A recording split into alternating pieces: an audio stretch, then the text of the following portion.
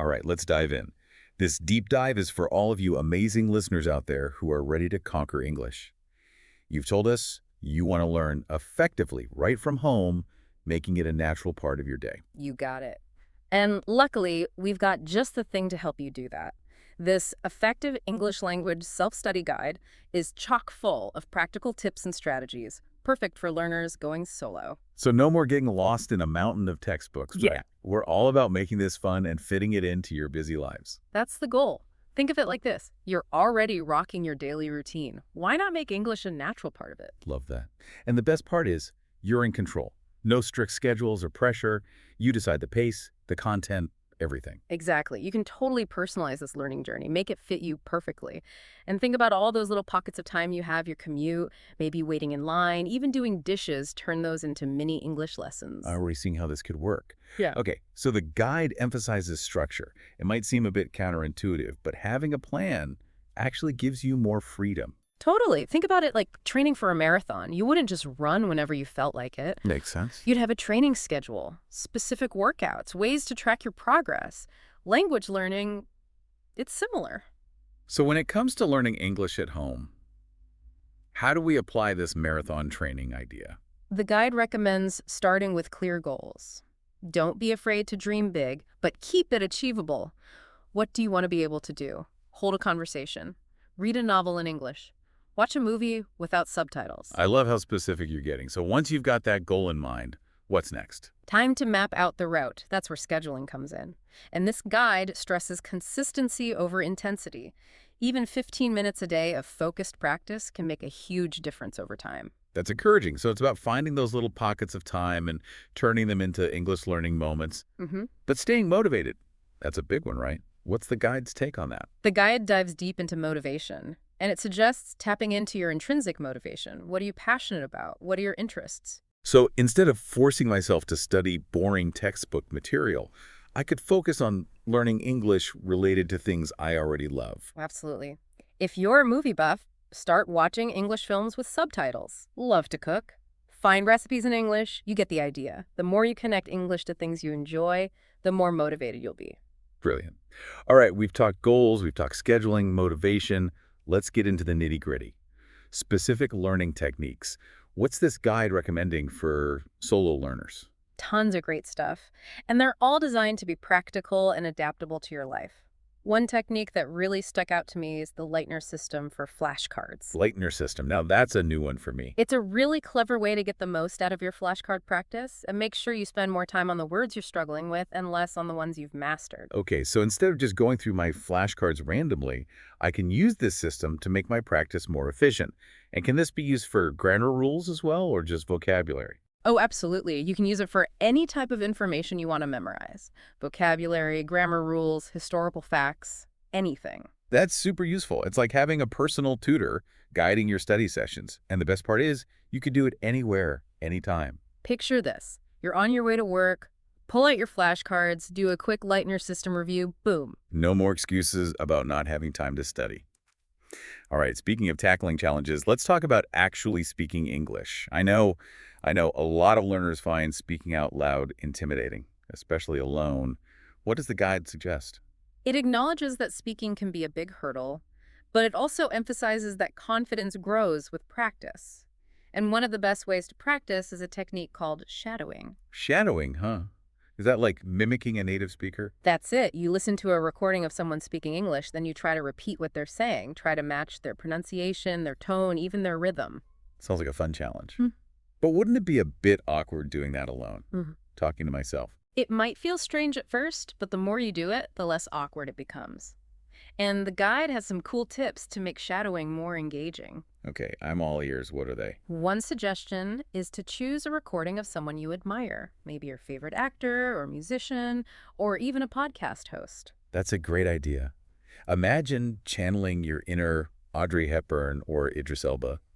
But where could I actually do this? How could I make shadowing a regular part of my routine? That's the beauty of it. You can do it pretty much anywhere, anytime. Listening to a podcast during your commute, shadow the host, watching a movie, pick a character and shadow their lines.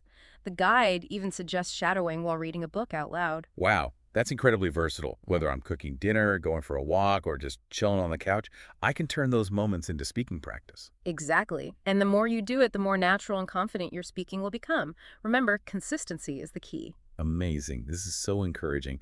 I'm already feeling more empowered to make English a part of my everyday life. That's what we love to hear. And believe me, we've only just scratched the surface of what this guide has to offer. There's so much more to explore. Well, can't wait to dive even deeper. Let's do it.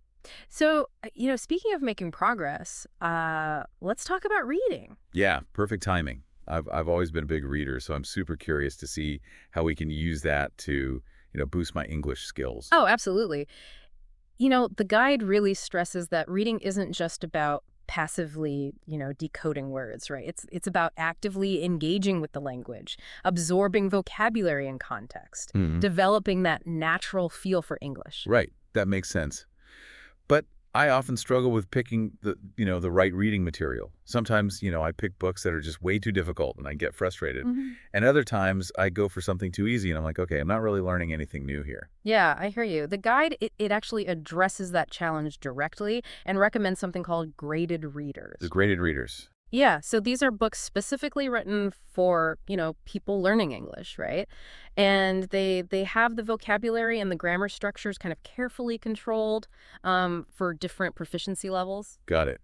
So instead of like diving straight into Moby Dick, I could start with a graded reader that's more, on my level. Exactly. And the cool thing about graded readers is they cover like tons of different genres and topics, so you're bound to find something that you're actually interested in, whether it's mysteries, romances, science fiction, biographies. That's a relief. I was picturing really boring textbooks. Now, I know we're focusing on learning English through daily activities. Mhm. So how can I, fit graded readers into my routine? Well, think about all those times you find yourself, just scrolling through your phone, waiting for a friend, standing in line, maybe taking a break at work. Instead of like mindlessly consuming social media, you could be totally immersed in a story, all while, improving your English. Oh, I like that. It's like turning, wasted minutes into these little mini adventures. And speaking of adventures, the guide also mentions this idea of reading in the wild. What does that mean? It means venturing beyond just books, right? Yeah. And exploring the vast world of authentic English content, like articles, blogs, websites, even social media posts. Okay. That's where you're going to encounter, real life language with all the slang and the idioms. Yeah, that sounds a little intimidating, to be honest. What if I don't understand everything I'm reading? That's totally okay. The guide actually makes it clear that you don't have to understand every single word, right? The point is to gradually expand your vocabulary and comprehension skills just by exposing yourself to a variety of, real world texts. So it's more about getting a feel for the language, like in its natural habitat. Exactly. And the guide offers some helpful tips for navigating reading in the wild. One strategy is to pick topics that you're genuinely interested in. So, like, if you're into photography, you could check out photography blogs or online magazines. The key is to make reading enjoyable, not a chore. Right. That makes a lot of sense. And I can see how this ties into my daily life. Instead of just skimming headlines, I can take the time to actually read articles that, spark my interest. Exactly. And if you come across a word you don't know, don't be afraid to look it up. Add it to your vocabulary journal. It's all about actively engaging with the language. Okay. So we've covered reading, both through graded readers and this reading in the wild concept. Now, what about writing? I have to admit, writing in English has always felt a bit scary for me. The guide recognizes that writing, can be a challenge, especially for solo learners. But it also emphasizes the incredible benefits of, actually putting pen to paper or, fingers to keyboard. Yeah. Well, for one thing, writing really helps to solidify your understanding of grammar rules and vocabulary. It kind of forces you to think critically about sentence structure and word choice. And it allows you to express yourself creatively, in a new language, which can be incredibly rewarding. That's actually very inspiring. But I'm still not quite sure where to begin. Well, the guide suggests starting small, right, and focusing on activities that you can easily work into your routine, like keeping a daily journal in English. A journal. What would I, write about? Literally anything, your thoughts, your feelings, things you observe, even just a recap of your day. It doesn't have to be like a literary masterpiece or anything. The point is to get into that habit of writing regularly in English. So it's more about the process than the product. Exactly. And as you get more comfortable writing, you can start experimenting with different, genres and styles. The guide even suggests trying creative writing, like short stories, poems, maybe even song lyrics. Wow, I never thought of that. It sounds like a fun way to, flex those creative muscles and explore different aspects of language. Absolutely. And the guide encourages you to share your writing with others if you're comfortable, maybe online or with a language exchange partner. Getting feedback can help you pinpoint areas for improvement. And it can boost your confidence, too. Right. But even if I don't share it, the act of writing itself is a powerful learning tool, right? Exactly. It's about engaging with the language on a deeper level and making it a part of your everyday life. Okay, so we've explored reading and writing. Now, the big one, speaking. Any tips from the guide on how to become more confident and fluent in spoken English, especially when you're learning on your own? The guide has tons of practical strategies for boosting your speaking skills, even if you don't have someone to regularly chat with. And one technique it highlights is the power of self-talk. Self-talk, like talking to myself. Yep. It might sound a little silly, but talking to yourself in English can be super beneficial. I'm intrigued, Hmm. but not sure I get how it works. Think of it this way. When you talk to yourself, you're not worried about messing up or being judged, right? You can play around with different words and phrases, practice your pronunciation. You can even have entire conversations with yourself. Okay, I can see how that could be useful, but wouldn't I just be reinforcing my own mistakes if I'm talking to myself? That's where active listening comes in. The guide recommends recording yourself speaking, then listening back to it, so you can identify areas you need to work on. That's a great idea. I can even compare my pronunciation to a native speaker recording and, try to mimic their intonation and rhythm. Exactly. And the more you do it, the more comfortable and confident you'll become with those sounds of English. So instead of dreading speaking practice, I can turn it into this fun, personalized activity. Mm. I could even create different scenarios, role play conversations with myself. Yeah, that's the spirit. The guide really wants you to get creative and make self-talk a part of your English learning routine. That's awesome. So whether I'm making dinner or getting ready in the morning or just, relaxing before bed, I can practice speaking English without even leaving my house. That's right. And the more you practice, the more natural and effortless it'll become. I'm feeling so much more confident about this whole learning English on my own thing. That's what we love to hear. And remember, this guide, it's your constant companion. It's always there to offer you guidance and support. So what other, hidden gems does this guide have for us? Let's explore some additional strategies that can really amp up your solo English learning journey. All right, so we talked about reading, writing, speaking, even having those solo chats with ourselves. What else does this guide have to help us, really make the most of learning English on our own? Well, it dives into this concept that people often kind of overlook, but it's super important: active listening. Active listening isn't all listening, well, active. Not necessarily. Passive listening is what we do when we're just kind of hearing sounds, but we're not really paying attention. You know what I mean? Yeah. Active listening, though, that's different. It means consciously engaging with what you're hearing, trying to understand not just the words, but the nuances of pronunciation, the intonation, even the speaker's emotions. So it's about being totally present, fully immersed in the experience. Right? Exactly. And the guide, it actually gives some really cool techniques for developing those active listening skills. One that I have found particularly helpful is called dictation. Dictation. That sounds a little, I don't know, old school. Yeah, it might sound simple, but it's super effective. Basically, you listen to a recording of someone speaking English, and then you write down exactly what you hear, word for word. Okay, I can see how that would force you to, really pay attention. But wouldn't it be frustrating if you couldn't keep up? The guide recommends starting with short, simple recordings and then gradually working your way up to longer, more complex ones. And don't worry about, getting every single word perfect at first. The main goal is to train your ear to pick up those subtle sounds of English and, improve your overall comprehension. So it's like a workout, but for your listening skills. That's a great way to put it. And just like any workout, the more you do it, the easier and more enjoyable it becomes.